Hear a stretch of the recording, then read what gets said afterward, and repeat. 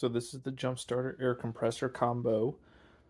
So you start by just turning on the power button, you hold it down, and it'll turn on.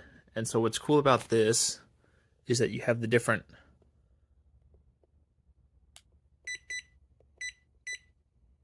so you can choose between PSI, bar, and KPA. There it goes. So you have to be kind of firm when you do it, but you can choose the different setting for the air compressor. So that one's like a bike, that's a ball, and there's a car right there, and then a motorcycle.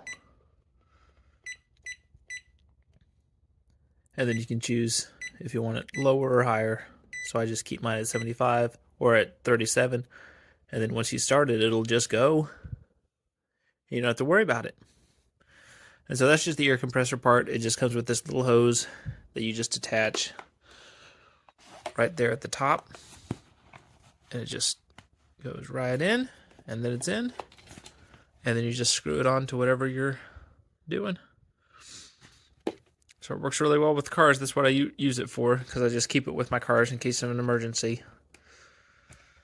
And then when you're not doing the air compressor, this little part will hook in right here. Let's see if I can get it. There we go. So it hooks in right there. And then you just put those leads on your battery. It'll automatically diagnose it, and it'll automatically jump it. So it's pretty cool. It comes with the little charger there. Comes with the user manual. And it comes with the attachments for a ball pump that can just screw into that part right there. And there you go. It's kind of an all-in-one. This is the second one I bought, and I really like them. They work pretty well. And I have big vehicles with V8 engines, and so they'll jumpstart those. Usually the first time. Sometimes it takes twice, but it'll get it going.